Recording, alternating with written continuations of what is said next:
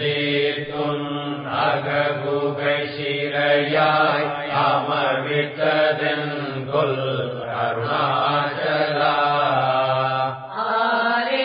ஆரேஸ்காயனை ஆண்டனை அகத்திடு அகிலம் பழித்திடும் அருணாச்சலா. அருணாச்சல சிவ அருணாச்சல சிவ அருணாச்சல சிவ அருணாச்சலா. அருணாச்சல சிவ அருணாச்சல சிவ அருணாச்சல சிவ. These questions are designed to unfold and explain the teachings of Ramana Maharshi, as set out in his original booklet, Who Am I? And Self-Inquiry. And my intention is to make a book with these questions, and I've asked these questions to about 15 different people here in India, and I'm planning to call the book Blueprints for Awakening. So each person has had the same questions, and the intention is that we'll have people can see the different answers. Ramana proposed the fundamental question, who am I? Who are you? The same I am which has raised this question.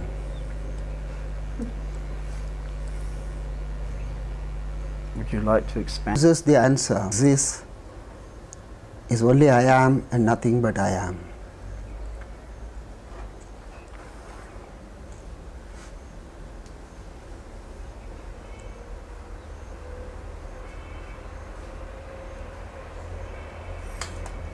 Many Western seekers come to India looking for enlightenment as if it is an experience. What is enlightenment? The question itself is wrongly worded. There is no Westerners, there is no Easterners, there is no bondage, there is no enlightenment. The British have a proverb, you raise the dust only to put it down. You imagine, we imagine, when I say you, it includes the speaker. Imagine we are so and so, Indian, Hindu, you are Americans, and we are in bondage, proved by facts. I don't know Sanskrit, I don't know Bhagavad Gita, I don't know Bible, some facts.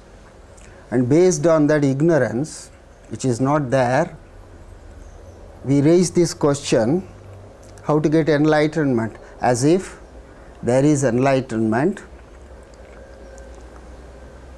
different from ignorance. You first bracket yourself being an ignorant being, or that is how you have been told, and you want enlightenment. And further you are told, you go to India, it's a very sacred country, holy place, strive hard there, at least minimum of 3 years, then you will find enlightenment. All raising more dust. What will happen if you don't raise the dust at all? Why are you so excited to raise the dust and then say, I want to put down the dust?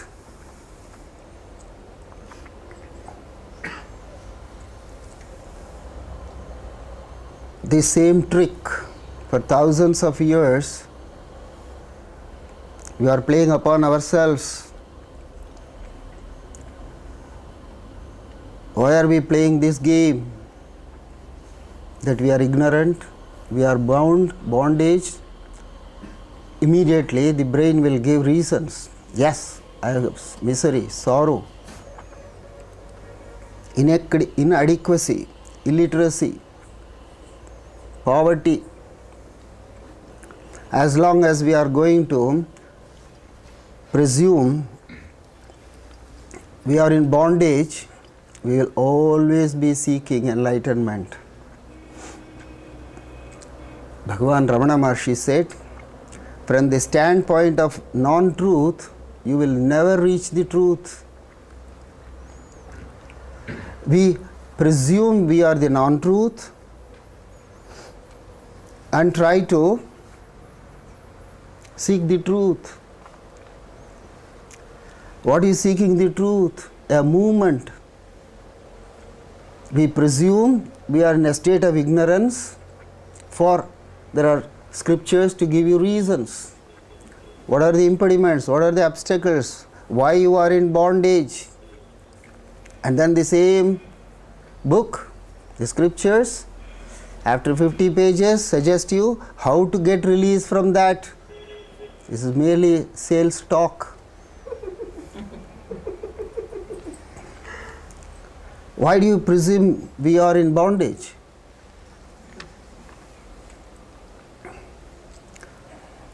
Why project the untruth and then make a sincere effort to know the truth? Remember, all of us, each one of us, are very sincere to ourselves. I am not talking about selfishness, otherwise you won't be here. We think we are very sincere, we are seekers, we are in bondage, so we have to seek enlightenment. Even if you presume that you are unenlightened and you need enlightenment,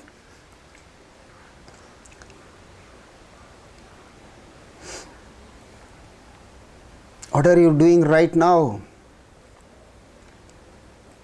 Maharshi said, there is nothing wrong in your assumption. If you want to go either from here or from Nanagaru Ashram to Arunachaleshwara temple, which is to our eastern side, Ramana Maharshi never doubts, never contradicts, never puts down, never ridicules or even makes light of anything. So he appreciates, yes, you want to go to Arunachaleshwara Deva's temple. By all means, I am prepared to walk, I am prepared to stay day and night till I see the linga inside the temple. You are prepared to take efforts and your intention is very genuine, and you start walking towards having this ideal as Arunachaleshwara temple, but you do not reach there at all, even after 1 month. What is the reason? And you have put on so much of effort, walking non-stop. You have not had food, you have not slept, you have not rested.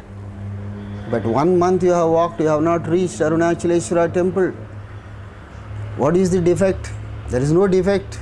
Your aspiration is sincere, your efforts are really well executed, straining, by way of straining, but you have not achieved.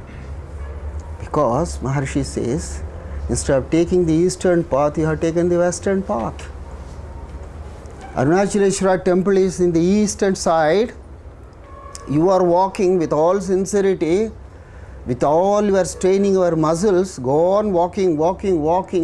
There is nothing defective in the aim or in your effort, but the direction is wrong. Apply it here. You think you are bound and you want enlightenment.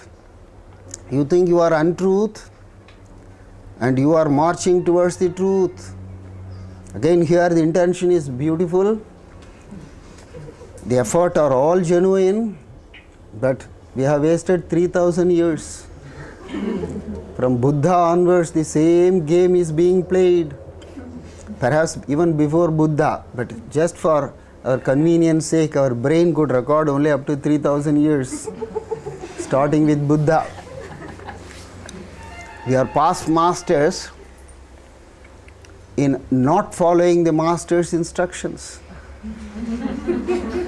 So we left Buddha, we held on to Jesus Christ. Now I will reach the truth. Again we have missed it. Adi Shankara, 1000 years back. Don't bracket yourself only with Christianity and American. We have all been seekers. Doesn't matter which skin, which body we took. The aspiration within us is the genuine thing. Whether you are a Jew or a Zoroastrian or a Hindu, doesn't matter. So with Adi Shankara we were all there. Remember, this is not just a fanciful thinking. We missed him. We have come to Ramana Maharshi. The same Buddha, the same Jesus Christ, the same Adi Shankara, the same Ramana, the same Premananda, the same Ganesan. Fill up the blank with all your names. I don't know all your names. We have taken the Western path, Western, how to say? Direction, sir, thank you. That's why we have not got it.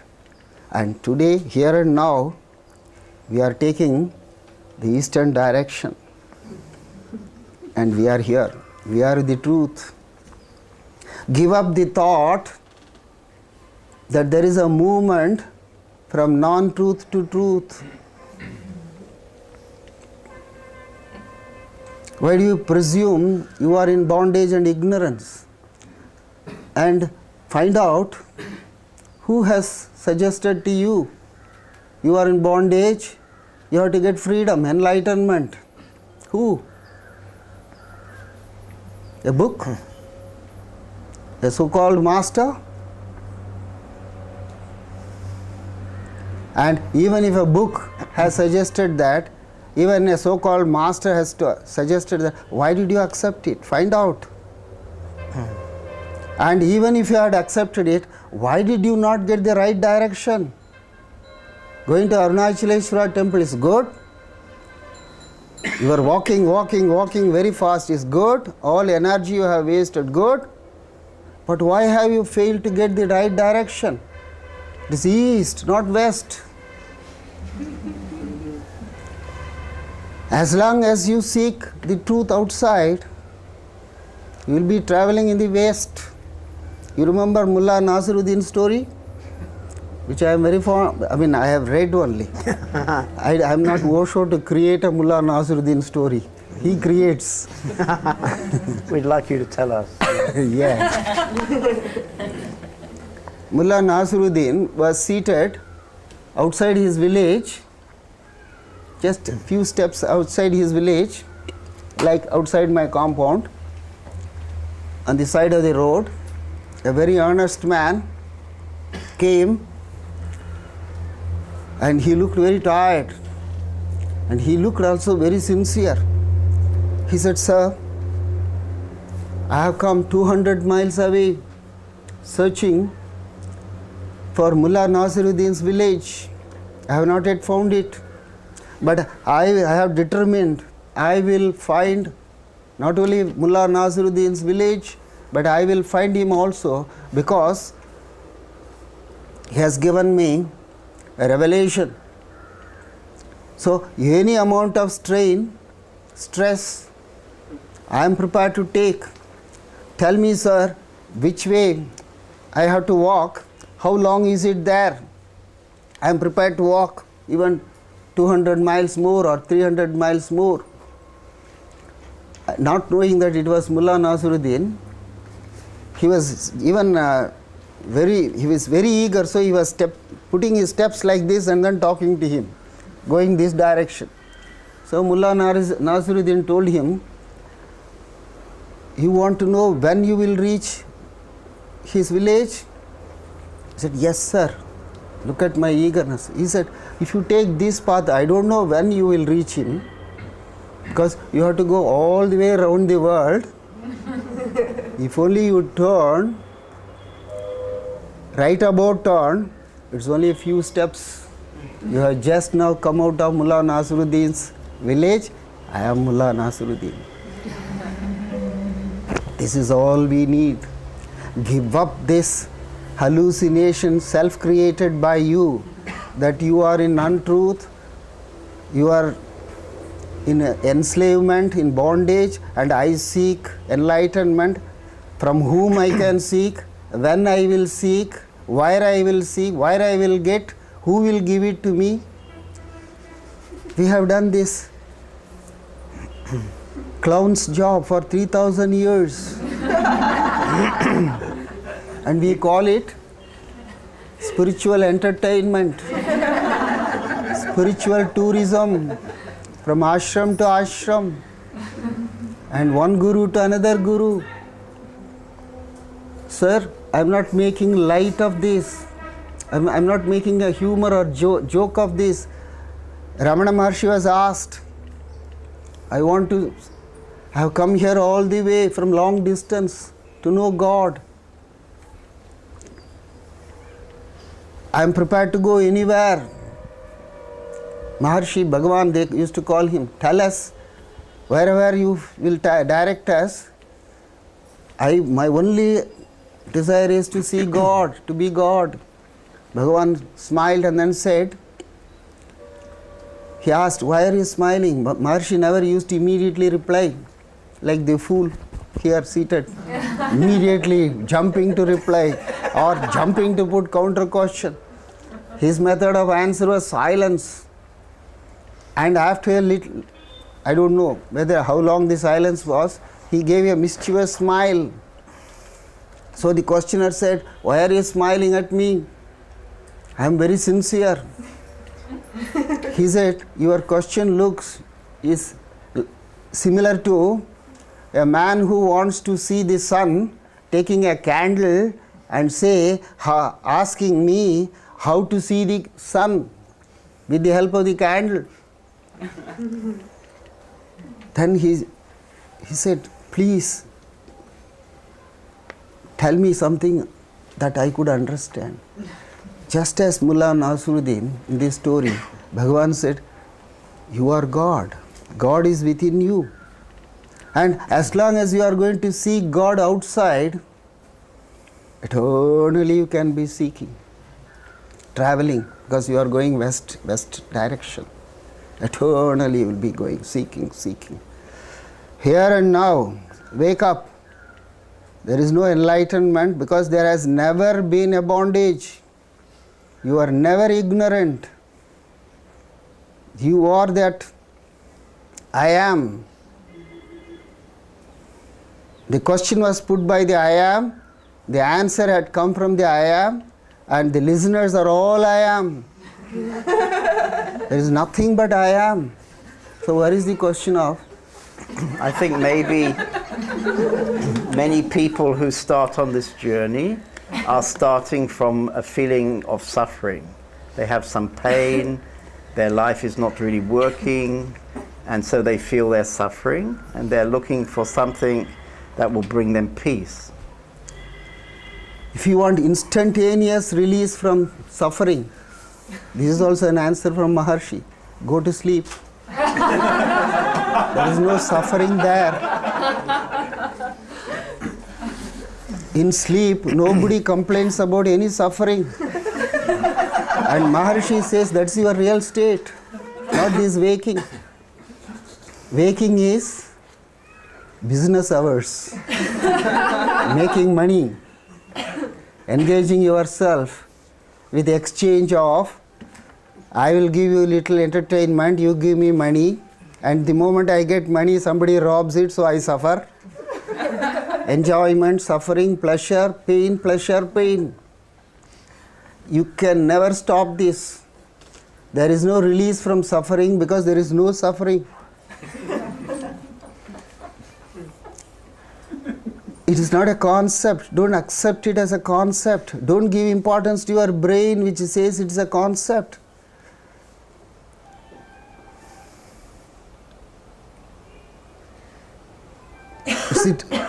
Pay attention to the truth. Maharshi has given a definition for truth and apply it to all your modes of testing. Truth is that which should be available to all, under all conditions, and at all times. 3 qualifications. To all. It should not be available only to Jesus Christ. And that is not truth. If it is only available to Bhagavan Sri Ramana Maharshi, that is not truth. It should be available to all, under all conditions, at all times. Don't think it is a big puzzle. It's the simplest puzzle I have ever come across, because the only one thing which stands to these 3 qualifications, the feeling of your being alive, is always there, which the scriptures call as I am. I am is not a word, though we convert it into a word because we are mad after conversations. Where are you going? I am going to the ashram. I am going up the hill. But I am is not a word. It's a feeling of existence. When you identify that feeling of existence to the body, you give so much of importance. I am an American.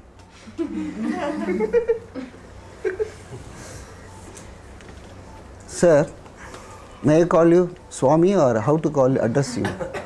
You could try Premananda. Premananda.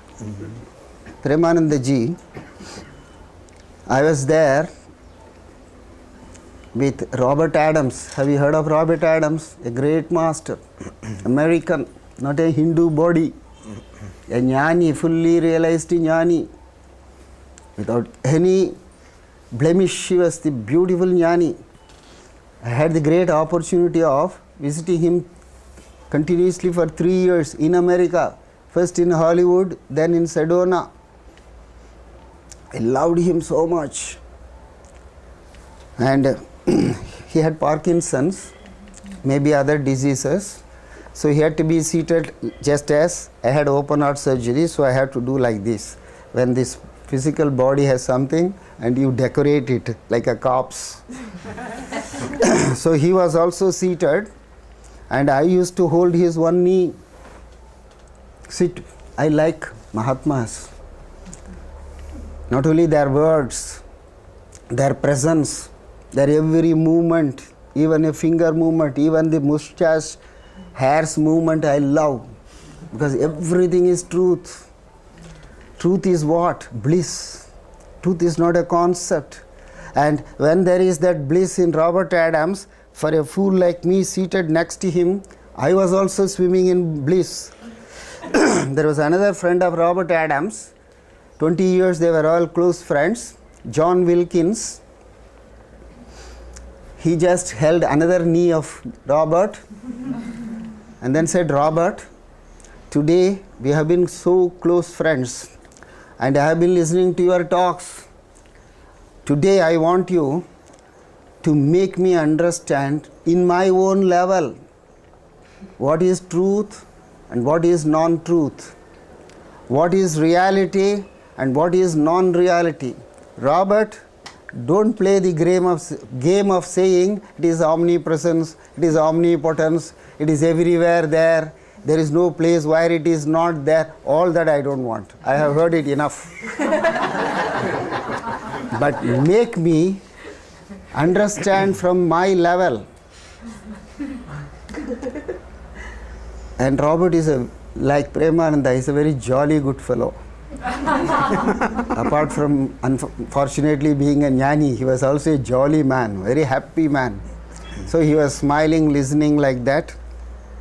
And when John Wilkins asked this conditional prayer, you must make me understand. See how beautifully Robert clarified. Suddenly he assumed a very serious look, because his devotees, admirers knew his moods changed because of the disease. So one moment he was very happy, next moment he assumed a very angry face. Who are you? Then John Wilkins thought that Robert is in a different mood. He is capable of forgetting also. So he has forgotten him. This is all his problem, not Robert's problem. It's all his thinking. So he said, I'm John Wilkins. He just looked pleadingly. He was looking at him. I'm John Wilkins. And Robert again looked at him. I'm John Wilkins. Then Robert gave one of the most beautiful smiles I have ever come across in my life. He said, John, in that I am is the truth, John Wilkins is the untruth. I am is the reality, John Wilkins is the unreality.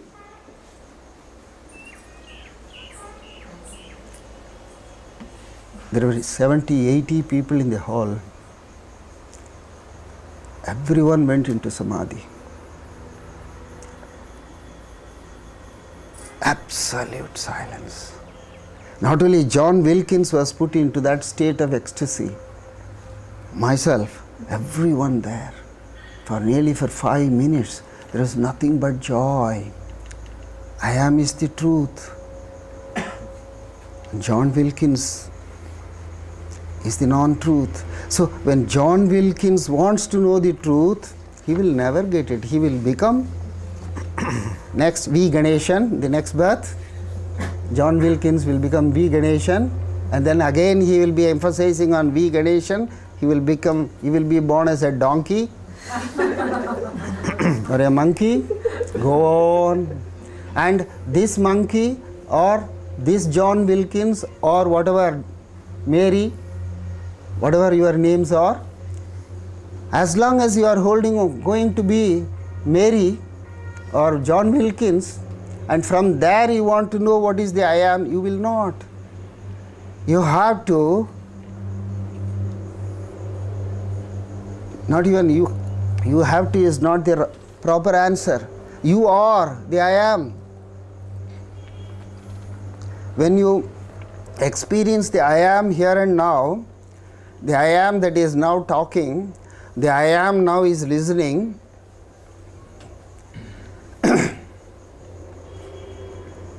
that experiencing is the truth. And that experiencing right now, not viewing the video after 2 months in your room, you are not going to be. Right now, you are the truth. And from that state of the truth, try to raise this question: is there enlightenment? When will the enlightenment will dawn? As long as you are going to hold on to John Wilkins, the interview has no end. Have to move to the next question then.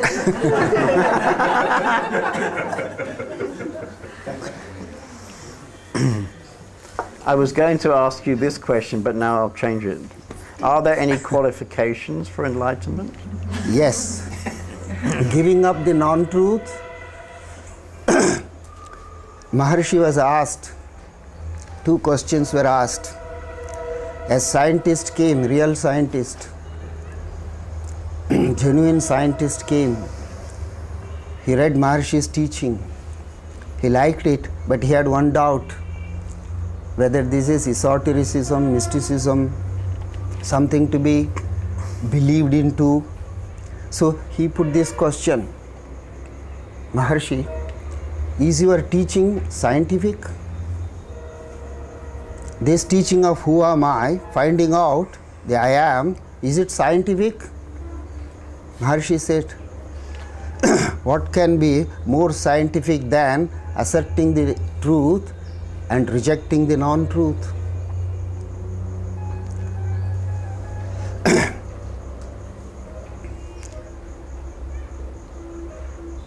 And Maharshi said, this place is the center for unlearning. Whatever that you have learned, gathered in your brain, when you unload yourself, the truth dawns. No qualification is necessary. Qualification is another explanation from the standpoint of untruth. You stand in the platform of untruth and then write a book. You are a sinner. I will give you courses to purify. Everything is based on, Maharshi gives this example, when the entire non-truth has to be given up, why are you holding on to one section of the non-truth and then want to build up, come back to the truth? Maharshi gives this example when you go to a haircutting salon, lot of hair, and then you want to rid of them, he has cut.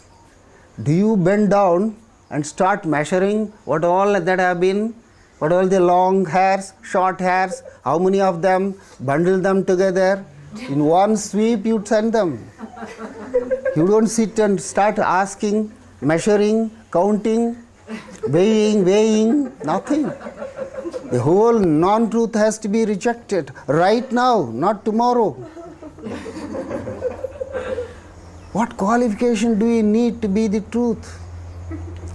What qualification do you need to know that you are a human being? If a book says you should be a good human being, any adjective needs qualification. Truth doesn't need any qualification. Non-truth needs a lot of proof. I always share with my friends. Can we call this evening?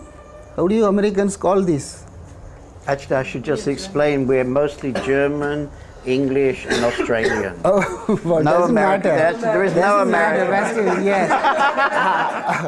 How do you call this? This is evening.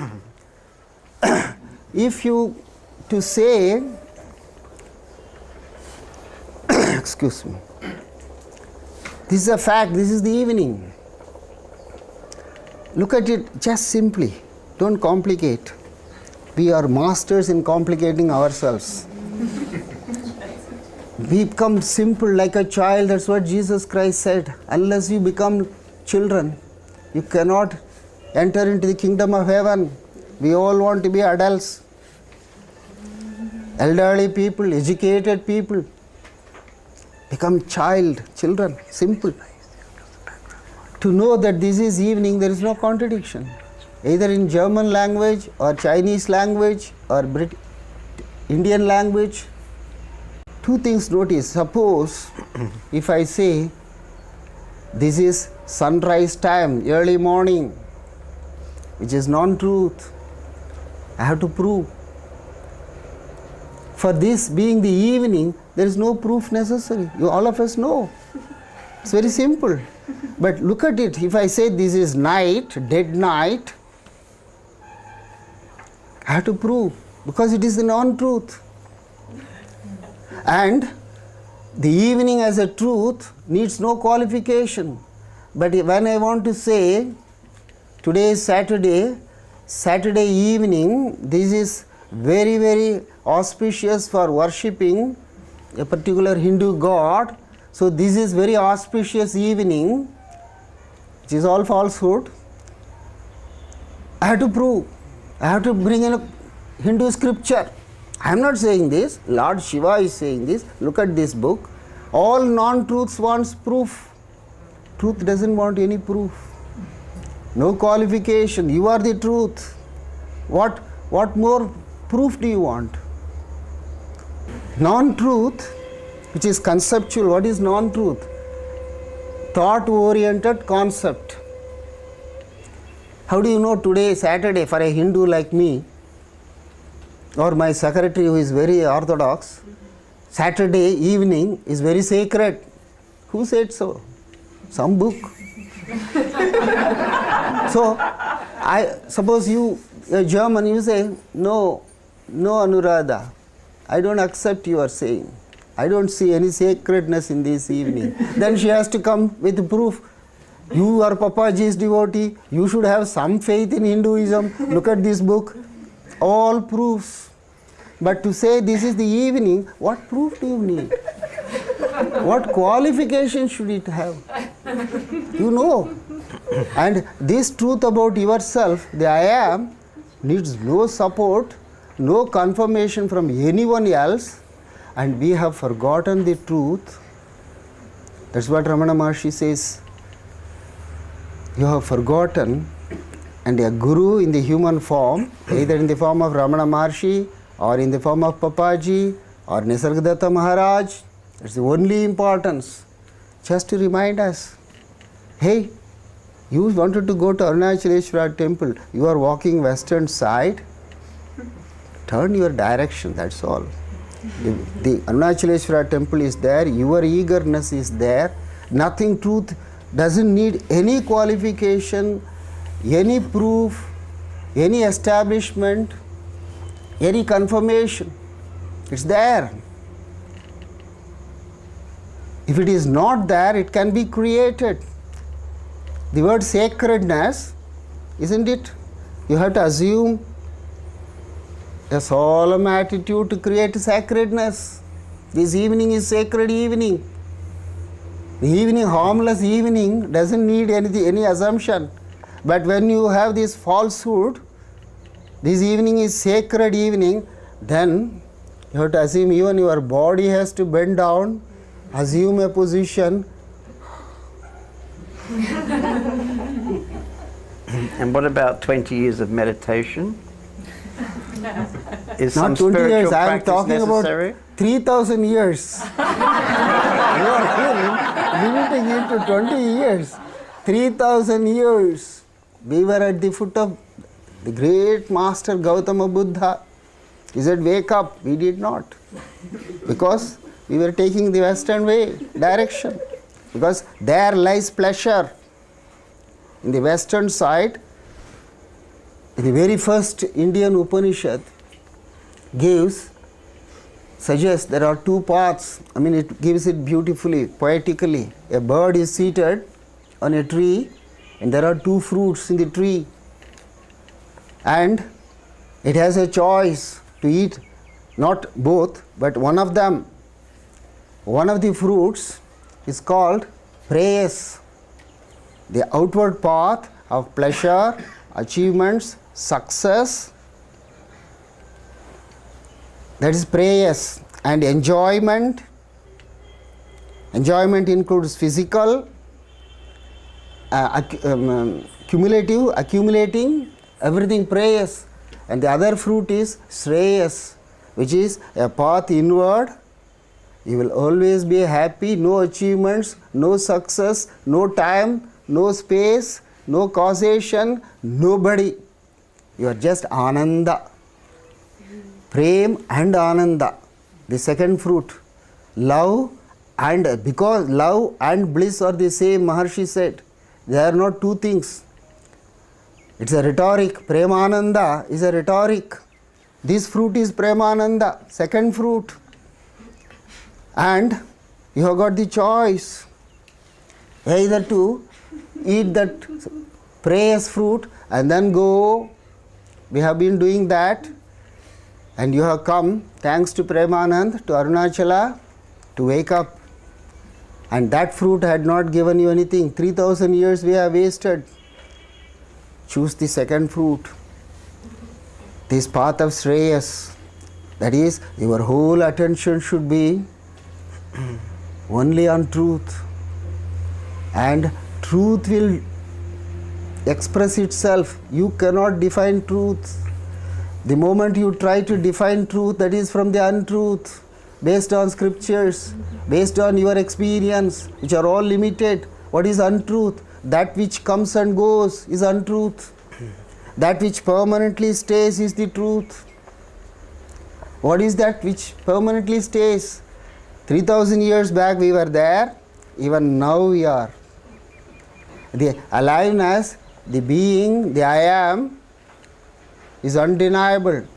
If you like to take the path of prayers, if you want to extend yourself once more in the world, another 5,000 years you will be living. Sometimes it's said that it's helpful to have a sattvic mind in order to see the truth. All these are all words. Again, anything that the mind suggests, the books suggest, somebody else suggests to you, are all untruth. So Ramana said that self-inquiry is the most direct way to realizing the self. What do you say about self-inquiry? I like the analogy.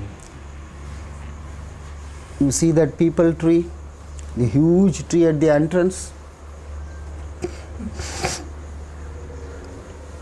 It has got a small fruit, very small, tiny fruit. And you break, if you are able to have precision instrument, you can cut it.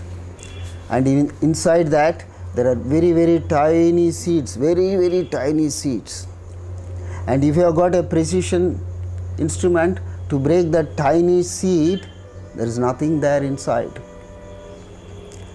And that's put all the seeds together, that one seed is even small, so much, this much. And it can produce not only this peepal tree, but 1,000 peepal trees. This is the creation, this is the world. This is the path of prayers. My gardener, I have ordered him to plant 10 more. Within 10 years, the whole thing will be peepal tree garden. But what Maharshi, the path of Shreyas is, instead of looking at that,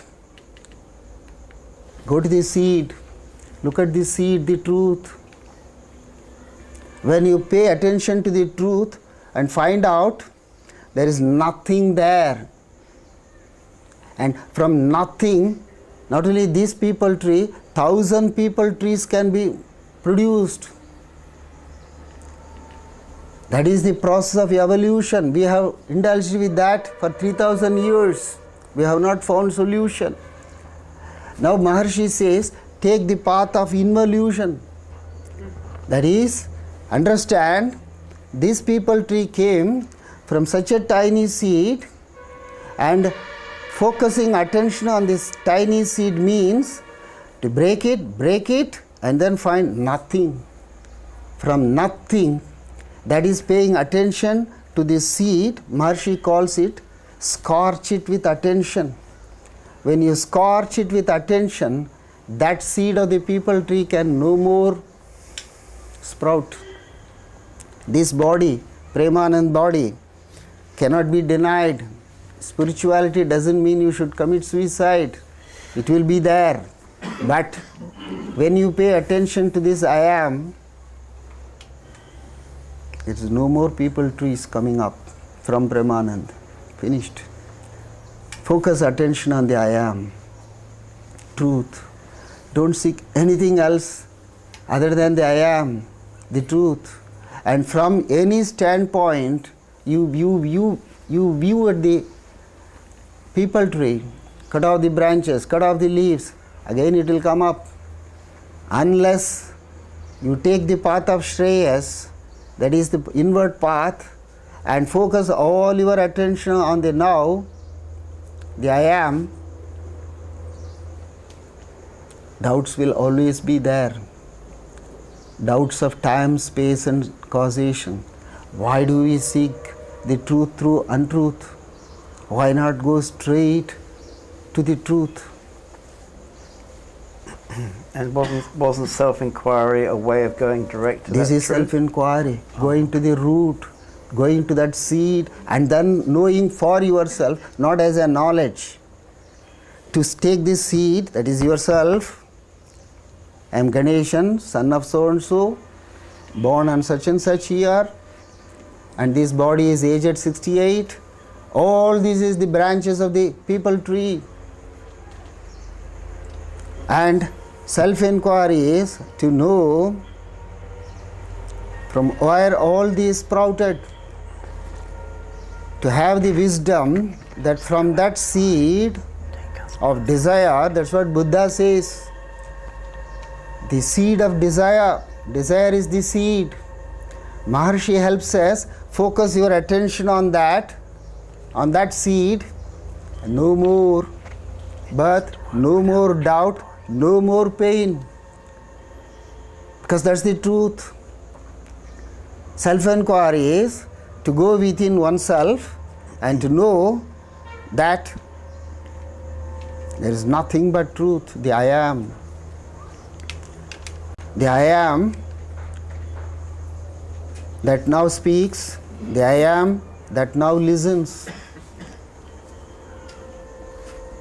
The words spoken are from the I am, the words listened or from the I am position, that is focusing the attention on the seed, focusing attention on the truth. And that is what Maharshi says, self-inquiry is the only method. Not the technical thing of who am I am not the body, I am not the...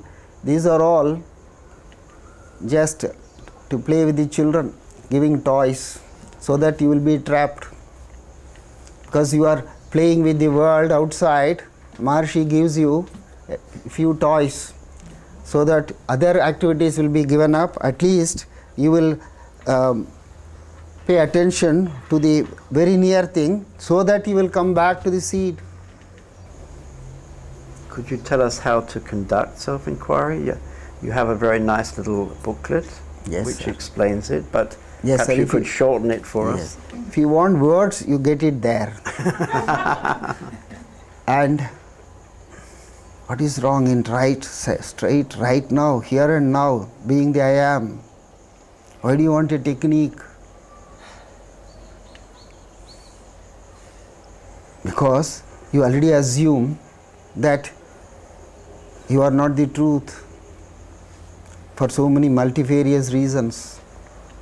All this is untruth. Begin with the truth. Don't try to understand. This is what Jesus Christ said. Attain the truth first, and truth will lead you to the kingdom of God. Jesus Christ did not say or give a definition about truth, or he did not say have a correct understanding of truth. He did not say attain. His word is he didn't say know or understand truth. He did not say attain. Attain is that which is already there. Attain the truth. What is the truth that is already attained? You are alive. Existence, Sat. The mere feeling of I am.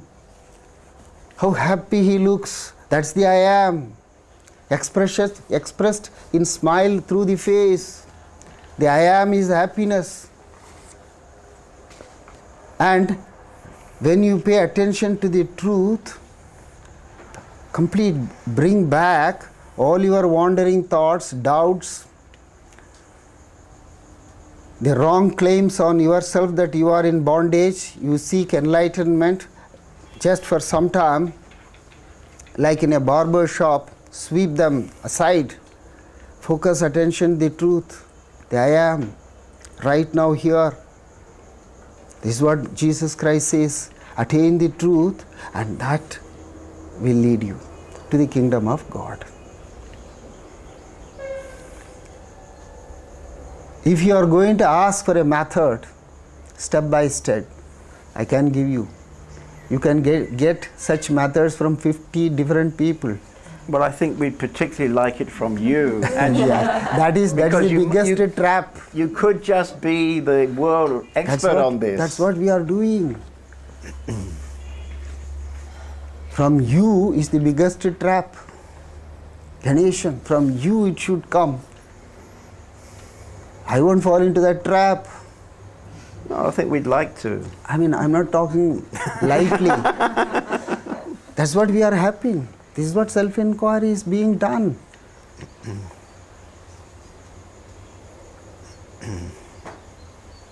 Please wait a minute. Is it very difficult to understand the I am? And after listening to that story of I am John Wilkins, is there any doubt? What's your name? Claire. Claire? Yes. If you give up the idea, I am Claire, what is the difficulty in feeling the I am? Yes. That's self-inquiry. To give up Claire and focus attention on the I am, not, if it is a technique, then it is dependent on time, space. You may say in Germany, there is a lot of distractions. Only in Arunachala, only on the hill I will be able to do. And Hindu scriptures and all scriptures say morning 3:30 to 5 o'clock is the most auspicious time. All this is untruth. This But I moment is the only truth. It's certainly untrue, but for example, when you're working in a office in Düsseldorf, Yes, sir. there are many distractions, Yes, and sir. it's very easy to forget and think you're John Wilkins again. Yes, sir. And But so if then you- in that moment, Yes. self-inquiry is helpful. That is the wrong way. If you are paying attention from now, this moment onwards on the I am, whether you are in Düsseldorf or in Siberia, in a prison, it doesn't matter. That's how saints have proved. I am sure you should have read some of the Desert Fathers' stories. They were tortured, they were put in prison. They were just chanting Jesus Christ's name. Because that is according to the story. But they were all the time in the I am, the truth. The non-truth of either a prison or a palace did not matter at all.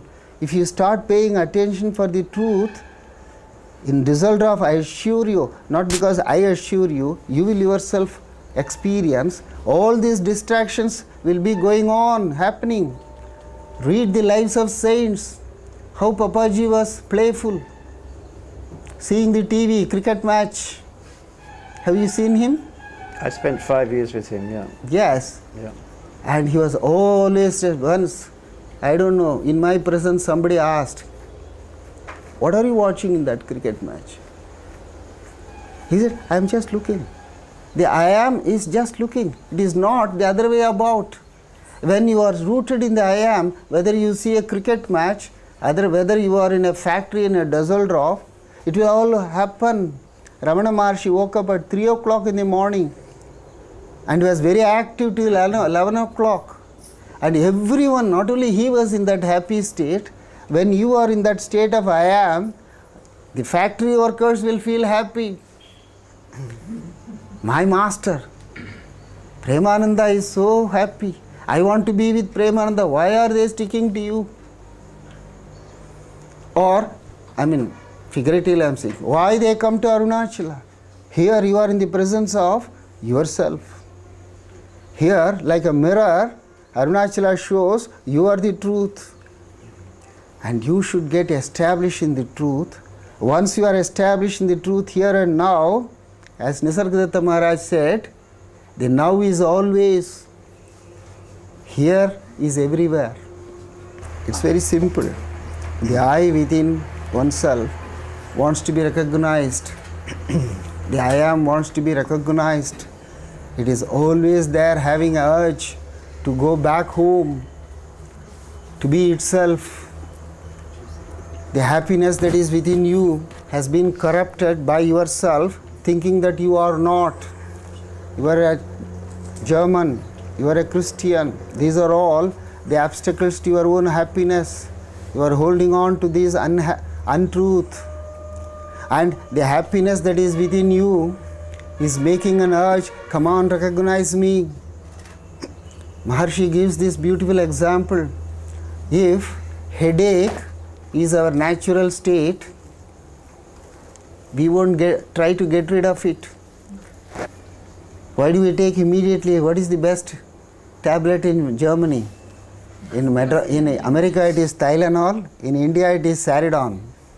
I don't know in Germany what is the painkiller, best painkiller. Why do you take that? Why are you in a very serious urge to get rid of the headache? Because you already know a state when there was no headache, you are happy. You already know. If you do not know, you will accept headache as your natural state. You do not. You want to get rid of. This applies to all pain. Why do we want to get rid of the pain? Because we already know there is a state of happiness, peace. Now we are disturbed. When you read a newspaper, in Iraq there is a war, 15,000 people were bombed to death, you feel pain. What is that pain? And why do you want to get rid of it? Because you already know there is a state of peace which has been disturbed by this news. And you want to get rid of it, which means what? You want to go back to that state of peace. And you cannot bring about peace outside in the world. Are you stronger than Buddha? or Jesus Christ? I don't know whether you follow that. How can we bring peace to the world? If Buddha could not bring peace to the world, if Jesus Christ could not bring peace to the world, is it not fallacious for us to think there should be a method by which peace can be brought, happiness can be brought to the world? Outside, there is no happiness. Inside, there is always happiness. That's why the importance of self-inquiry. Turn within, you are always happy. And give some thought, you get headache, and you have to seek for a painkiller. And this we are going on, this is what Buddha calls as the wheel of birth and death. Birth and death, the wheel has to stop. And it can be stopped only by self-inquiry. Self-inquiry not as a technique, but knowing that you are the truth right now, here and now. When you are in Düsseldorf, this is going to be the here. The now is always, when you look at the time, then you will see it is 5:10. But when did we start? At 4 o'clock. Did you feel the passage of time? Honestly, as time. I'm not saying there is no passage of time. Physically, mechanically, we have sat here for nearly an hour. And how did you feel? Be honest to yourself, not even express. The now. Happiness is always the now. The I am can only feel the now. Even in English language, what do you say? Yesterday, I was at Chennai. You don't say yesterday, I am at Chennai. Tomorrow, I will be at Bangalore. You don't say tomorrow, I am Bangalore. The I am can be mentioned only here and now. I am has no other value because it is the truth. It can express itself only in the now. I am.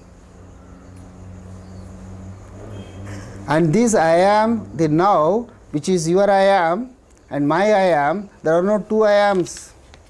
There is only one I am. Maharshi even gives this example.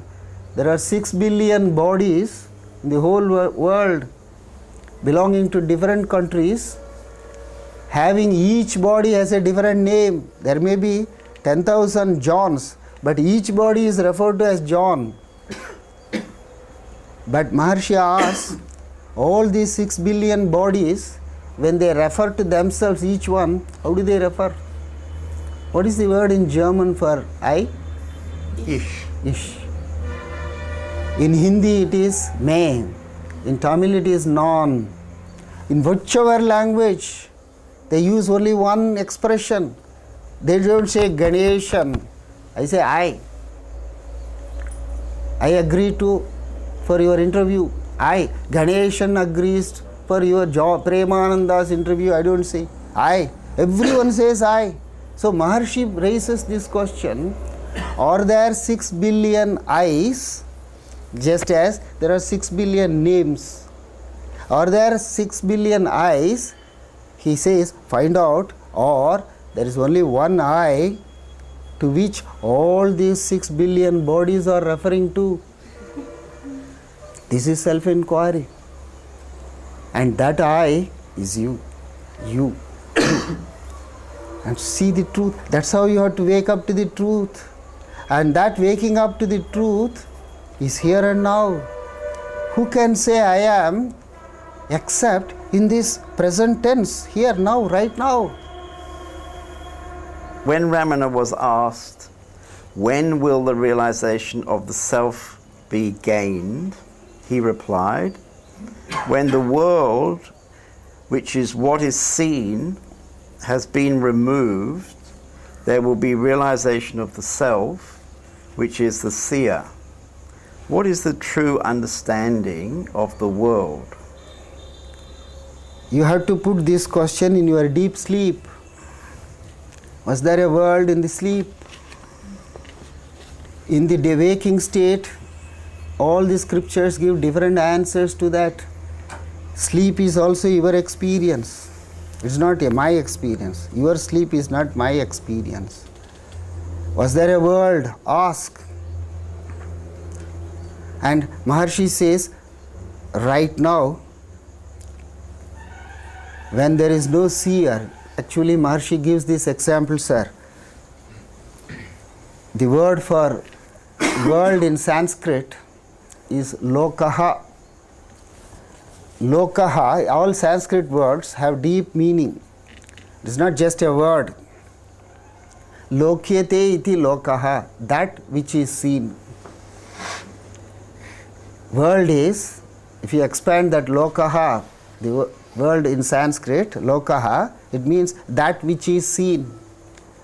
Anything that is to be seen must have a seer.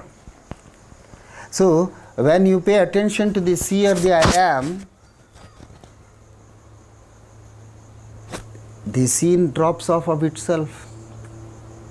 And what is the proof? In sleep, in deep sleep, there is no seen object at all, but the seer is alive. That's why the next morning you say, I slept well. The seer is the truth, the seen is non-truth, not as a statement. If you say this world is non-existent, it is untrue, it's a blasphemy. It's there, this fan is there, this light is there. But Maharshi, that's why he answers, his answers are all in the form of questions. Find out, you are saying this world is true, your own experience, find out if this world was there in your deep sleep. Also try to find out what happened to that world if it was true. And another question he says, has the world ever come and told you that I am there? It is you who say, this is fan. Has this fan come and told us, I am fan, I am fan? Everything that is seen depends on the seer, and if you find out the truth about the seer, the seen becomes acceptable, not rejecting. None of the sages, Jesus Christ, how hard he worked. Buddha, after his enlightenment, how hard he worked, traveled. Shankara, Adi Shankara, traveled 3 times round India within 32 years. Several thousand miles. They have worked very hard. They are not lazy people. When you pay attention to the I am, you don't sit in a corner, you become very active. Everything is acceptable. In Düsseldorf, you will be a much better worker when you pay attention to the I am. This is what Jesus Christ says. Attain the truth, and truth will lead you to the kingdom of God. What is the kingdom of God? Everything.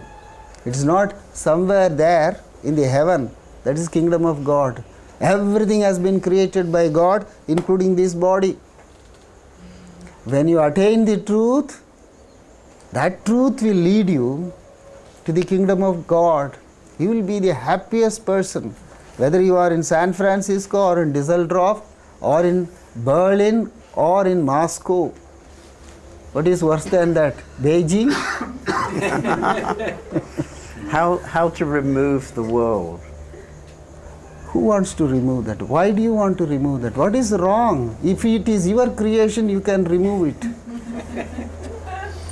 Well, Maharshi is suggesting that only when the world is removed will the self That is because be realized. the questioner was a professor rooted in book knowledge, the untruth, and instantaneously he has to be given that removal thing. So he talks about it. Who created? And other places you see, why do you want to give up the world? Did you create it? Maharshi asks, who has created the world? He will take charge of it. Why are you bothered about it? Man's only creation is thought. You can't create anything. You may readjust. Permit me to share with you, sir. In 1952, there was a conference of all scientists at Geneva. They wanted to evaluate how from Stone Age the man has improved because of scientific inventions. All branches of science, including medicine and astronomy and astrology, every scientist were there, and Einstein was also there. The conference was for 7 days. So the first day, each scientist has to give in synopsis what they are going to talk for the 7 days. So each one was claiming how much we have improved. Man has, through science, has attained this, from this state to this state, and it is man's achievements. When it came to Einstein, I very well remember reading it in the paper, that one sentence stuck to my heart. He said, "Sir, it is true. We brother scientists, we have discovered so many things, but please be humble, don't be arrogant. All of us scientists here put together, still we cannot create a blade of grass. And one drizzle, the next moment or next day, you will see millions of grass. God is the creator. We only adjust." So, world is not created by you. Maharshi says, if you have created it, you have got a right to reject or say it is untruth. Your only creation is thought. Maharshi in one place says, I am asking you to look into that. You are not looking into that, the source of thought. But you want to look at the world, which are all not your creations. The only control is you have to control about the thought. That is what is self-inquiry all is based on. From where this thought arises. The man's creation. The body is not created by you. None of this world, trees, plants, birds, everything was created by God. In that we get disturbed because we start thinking, we want to be clever. And so the self-inquiry makes you go to the path of inward path. Now that's why Maharshi says, plunge within, dive within, ask, go to the source of thought. Today I was so stunned to read in Jesus Christ's book. I am not a Christian, I have not read Bible, but my friends have given some of these books. They are almost the same thing Christ says. I will put my law within them and I will write it upon their hearts, and I will be their God, and they shall be my people, and they shall all know me. Dive within. He also says, go within. There is light within a person of light, and it lights up the whole universe. If it does not shine, there is darkness. That's the sleep. When you pay attention to the I am, you see that you are the light. This is the same words used by Jesus Christ also.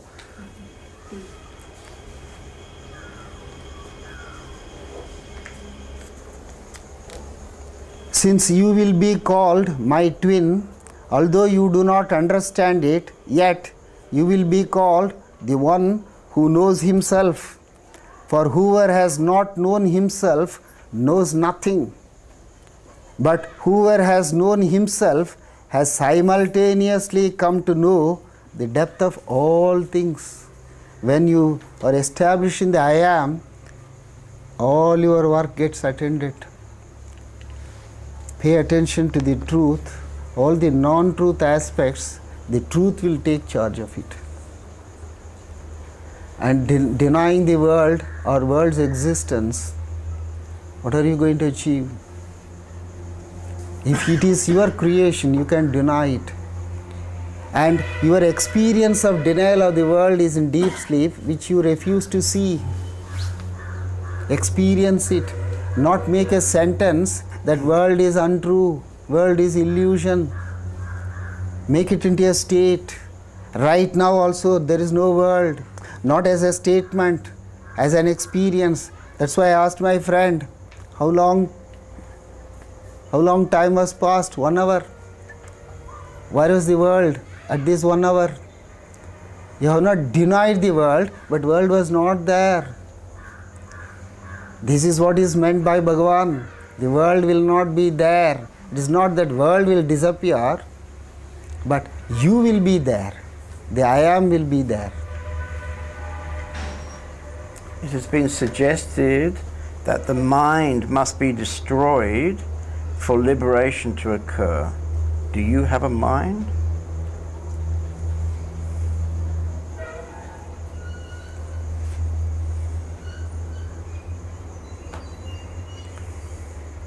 The mind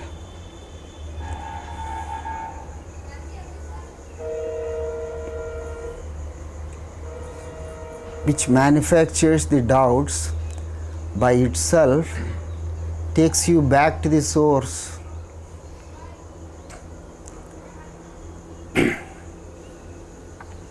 The mind is the only link between the body and the self.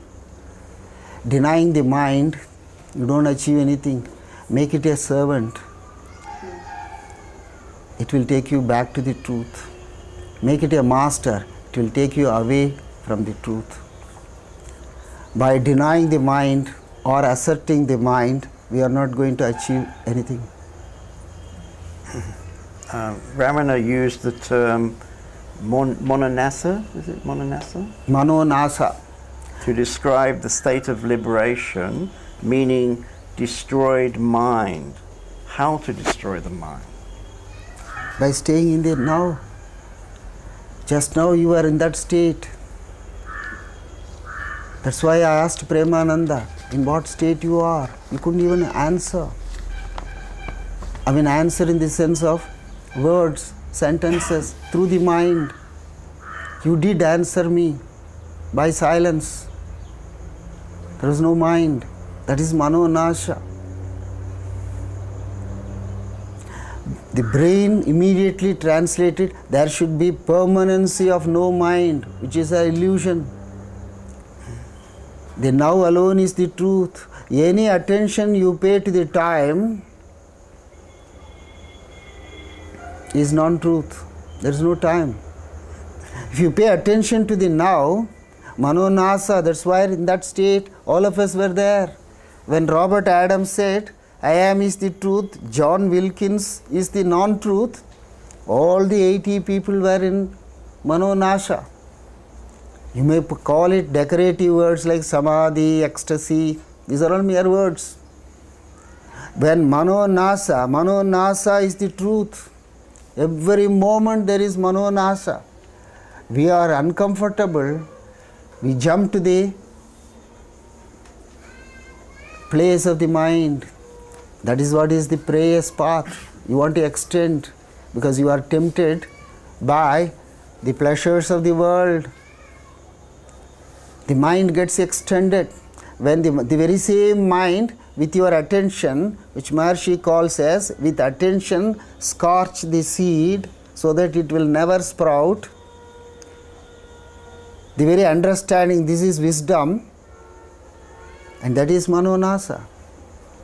The brain says, but when I go to Düsseldorf, will the manonasa be there? If you stay in the now, it doesn't matter whether you are in Arunachala or in Düsseldorf.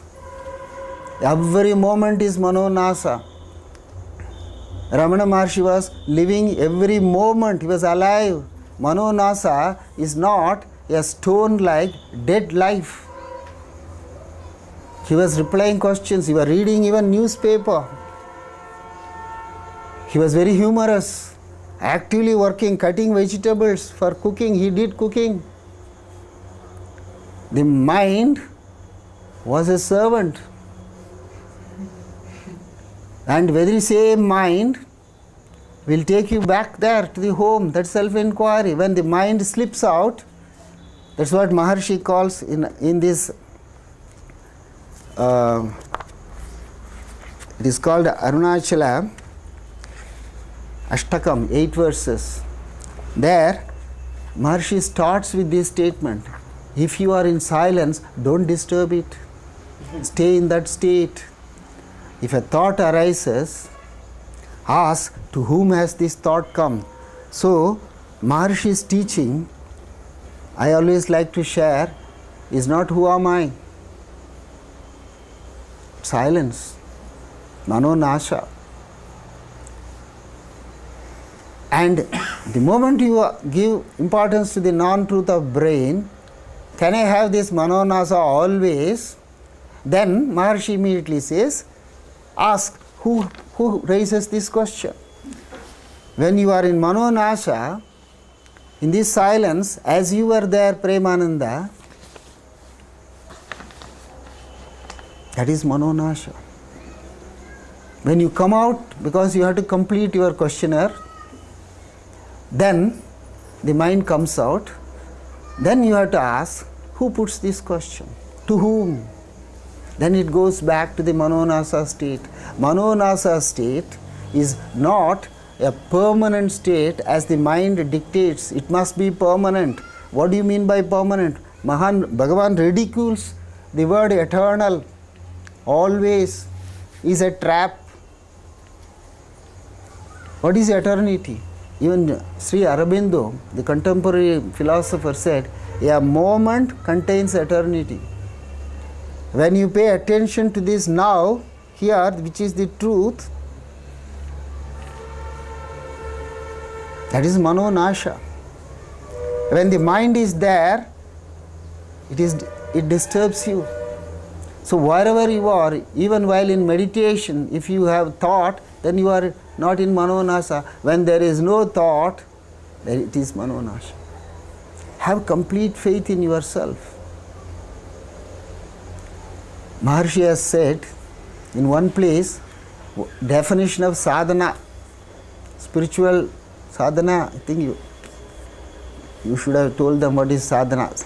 The spiritual seeking, any effort, self-inquiry or japa, anything, that is sadhana. Maharshi has given the definition for sadhana is descending from the brain to the heart. A movement from the brain to the heart. The brain which distracts the mind pulls it out. The descending to the heart means pull it back to its source.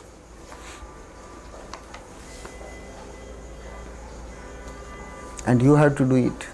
No one else can do it. No book can do it. No technique can do it. And you are already doing it. You have already done it. You are already doing it. Non-recognition of 1 hour of passage of time is Manonasha. It is the mind which records time. Be honest. What is time? 5 o'clock. Now it is 5:30. At that time when I looked at it, it was 5:20, 5:10. Now it is 5:30. Man-made. What movement is there? Is there, except the clock, even Big Ben in London, huge Big Ben, but still there is no movement of time. It is a movement of the hand in the clock. Now has no movement at all. Time has movement because mind has created the time. 5:30, 5:31, 5:32, 5:33. We have special wristwatches, Yes, sir. just for the retreat. Yes. But you look at it, it just says now. Yes. That solves all problems.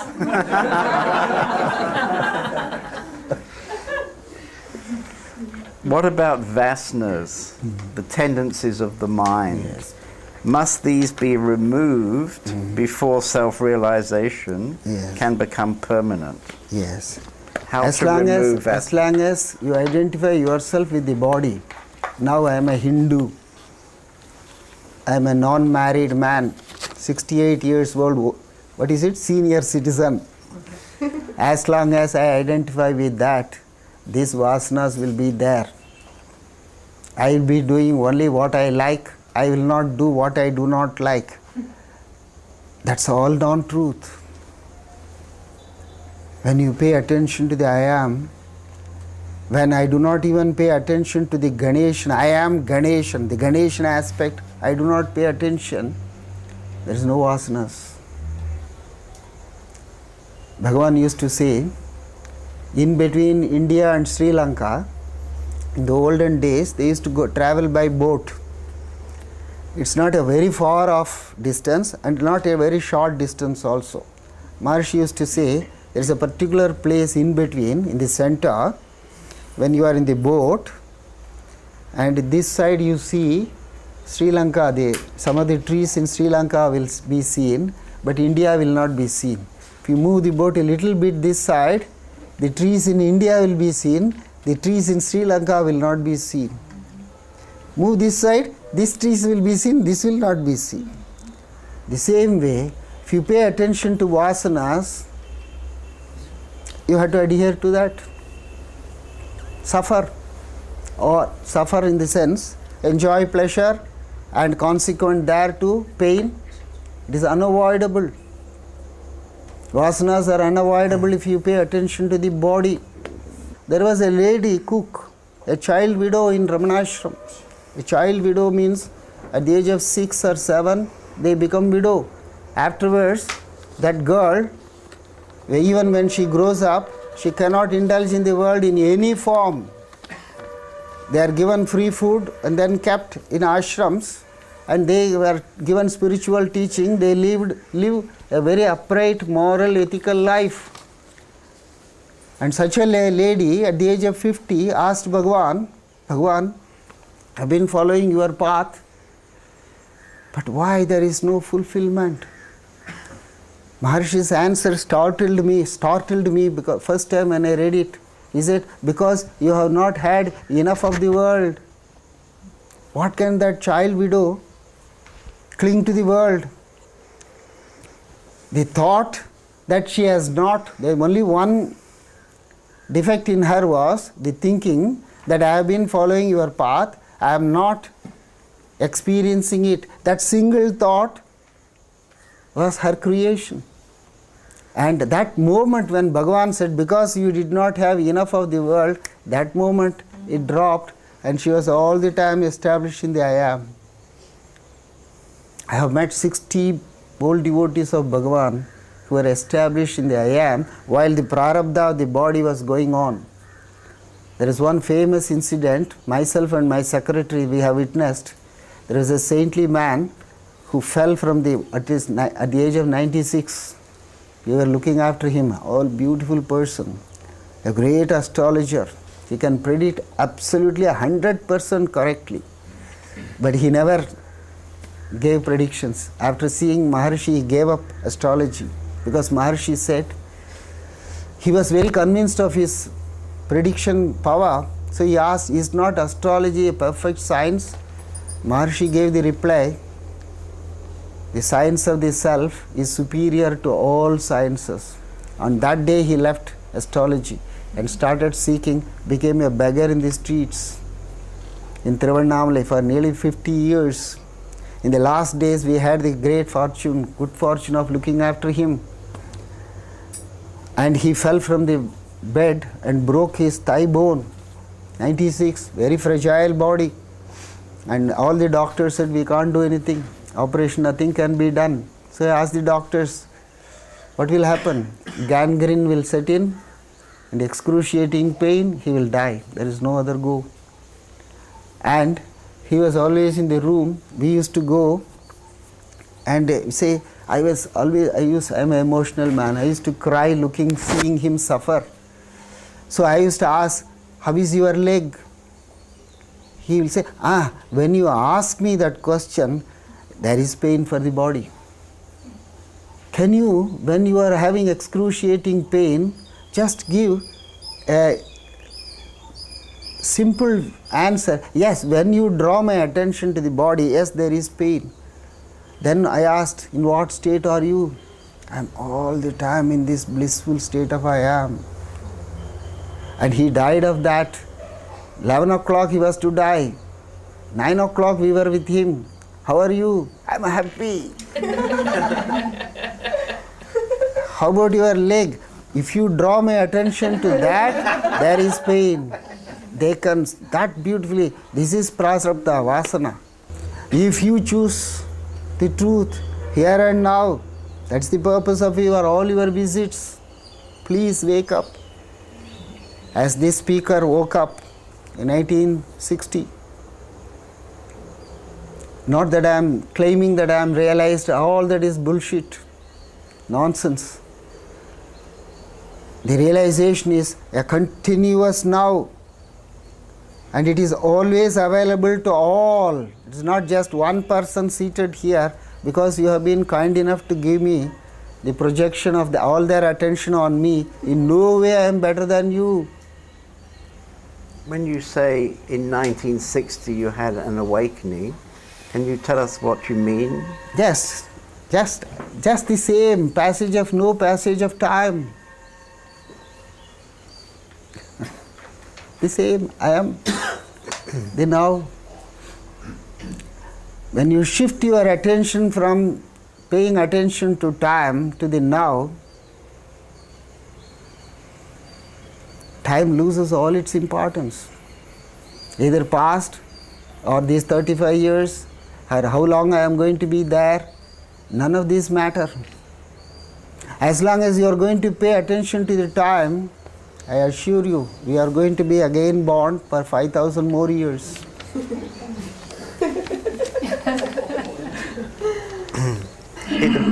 It appears essential to meet a guru and to stay with that guru. Who is the guru? What is the guru's role? How to recognize a true guru? I am is the guru, only guru. Because he is the only permanent truth. All other gurus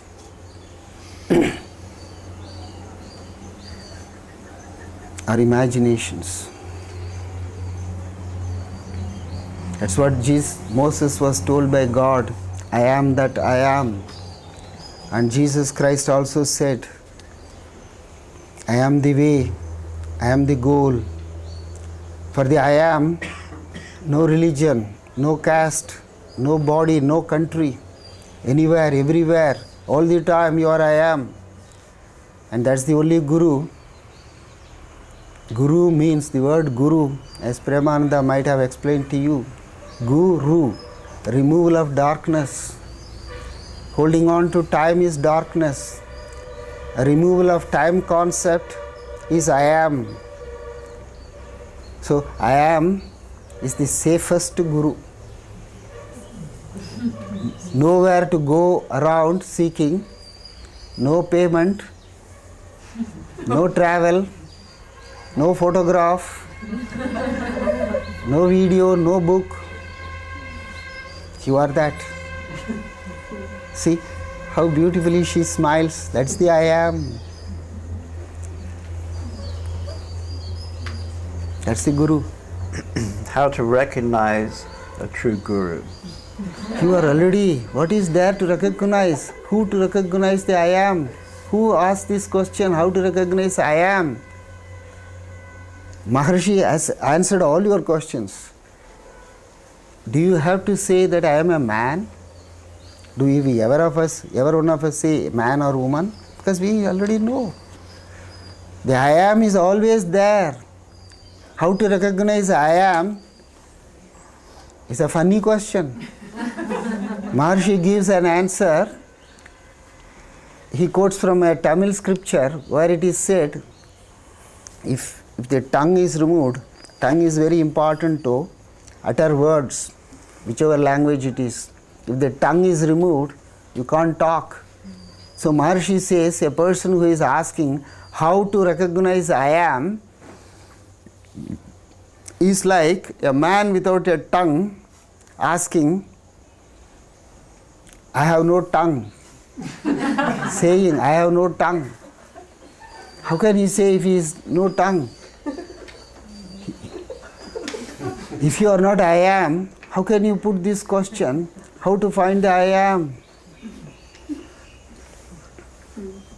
And how this dead corpse, if this is a dead corpse, you don't put that question to a dead corpse. This is the person alive. This aliveness is the I am. Simple being is the self, my master's words, which attracted me first time. Because all others give definitions of truth, self, everything. If you go to Hinduism, volumes are written. Brihadaranyaka Upanishad is description of the self. What is self? It gives Atma. My master said, simple being, you are being alive now. Whether asleep or awake, you are alive. That simple being is the self. That simple being is the I am. The one who raises the doubt, the one who pretends to answer the doubt.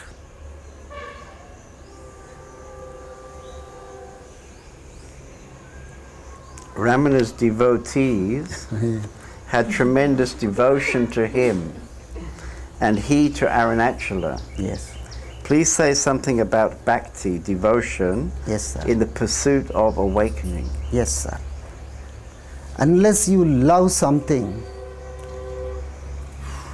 even your child, your wife, you cannot pay attention to them. That is bhakti.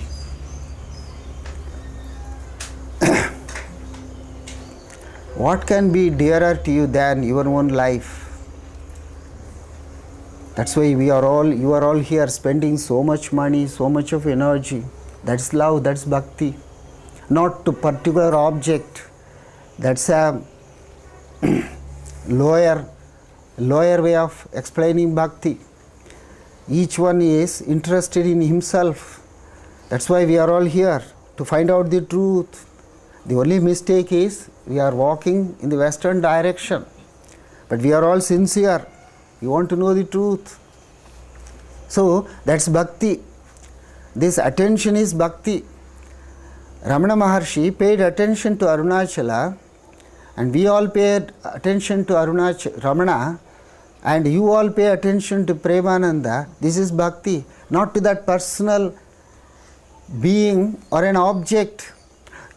Turn to always to yourself. What is that state that has attracted you to Premananda? That is bhakti. Not you are paying attention to Premananda or falling at his feet. That's all expression of that bhakti. This longing to love Premananda, that is bhakti. And everyone has bhakti. Everyone wants to know the truth. Wanting to know the truth is bhakti, and to know that you are the truth is wisdom.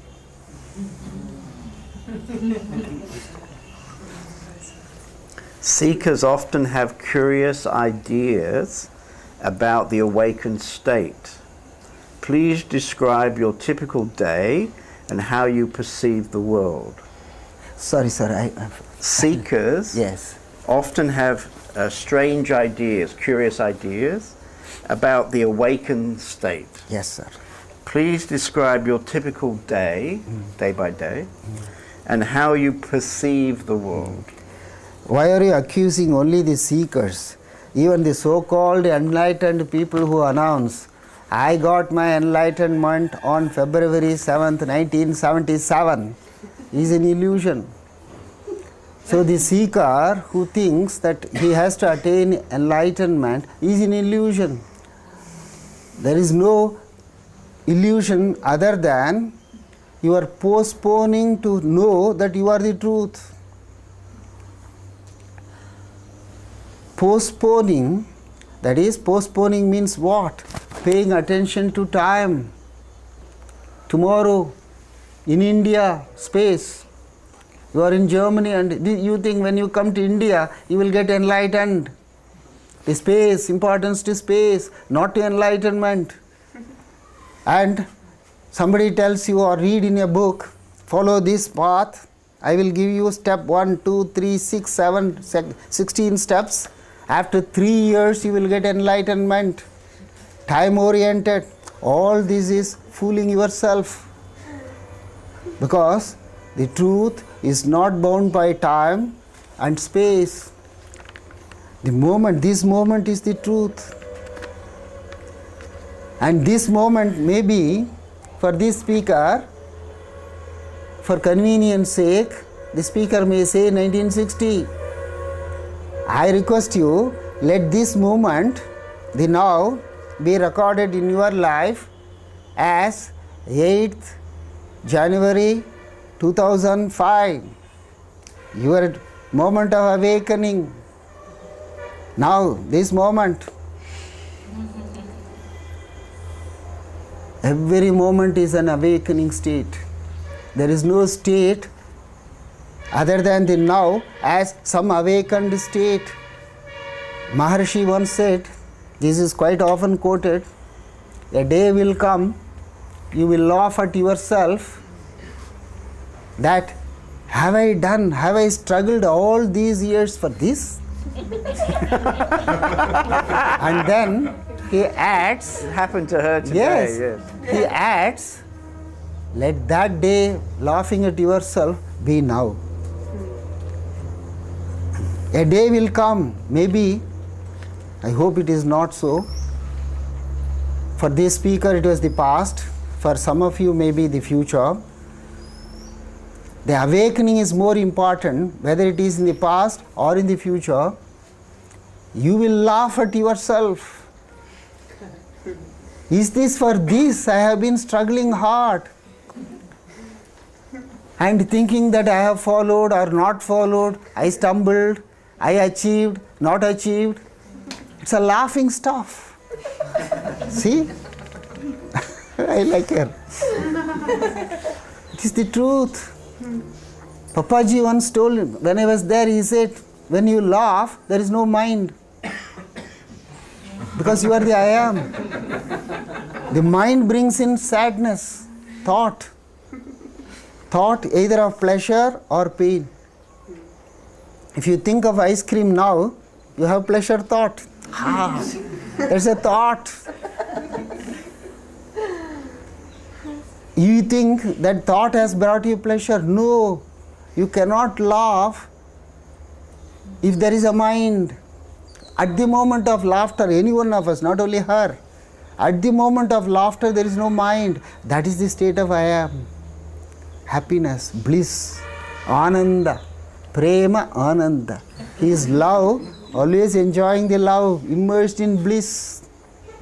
Not only he, all of us. We have failed to recognize it. What is the time to choose to recognize it? Now. The enlightenment is always in the now. Don't believe anyone who says he had enlightenment in 1960. This fool.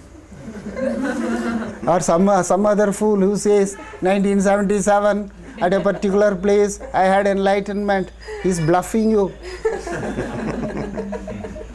Because now I'm not criticizing or ridiculing that particular, whoever he may be. Any attention on time is bluffing. Because time, there is no time. Tell me where is 5:20? Now it has already become 5 minutes to 6.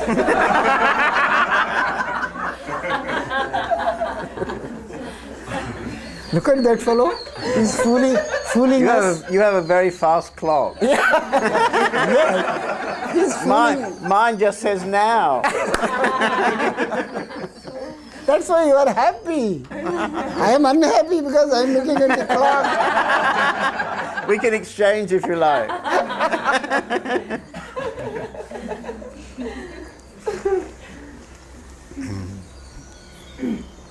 I'm so happy, Premananda.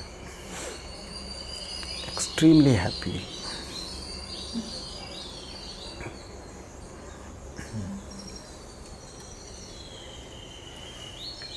You've given us a profound discourse on awakening. When you would meet someone with a passion for awakening, Yes. what would your short advice be?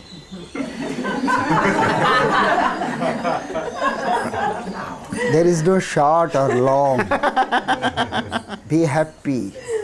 Actually, I share with my friends, ask any one of my friends, my mantra.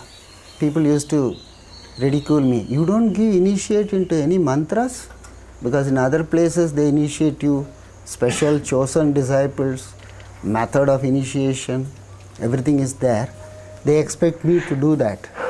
You don't initiate into any mantra? I said, who said so? I also initiate into mantra. Sir, we never heard that. They said you only talk dry self-inquiry, not initiate into mantra. I said, who said so? I also initiate into mantra. Be happy. This is my mantra. Mantra path, bhakti path, jnana path, yoga path, karma path, everything. Be happy. It includes everything. And it is so alive, it is the truth. It's not separate from the truth. Happiness, bliss, whatever you call it. Ananda. And you are that. So, I am not going to add something to you. You are already Ananda. I am only saying, directing your attention on the truth that you are always the truth. Be happy. That's the mantra, greatest mantra. Be happy. Have you ever heard any better mantra?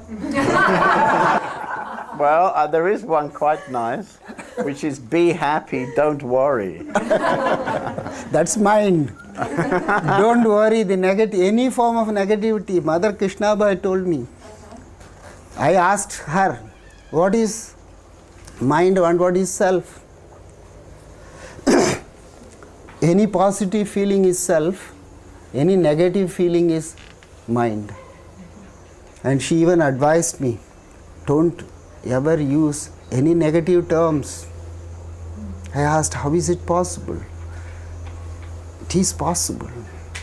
If you pay attention to the positivity of yes, you need not say no at all.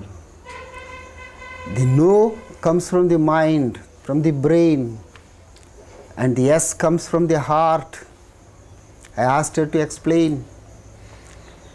She said that suppose if you invite me to your room, or Premananda invites me, come to Nana Garu's ashram at 8 o'clock in the night.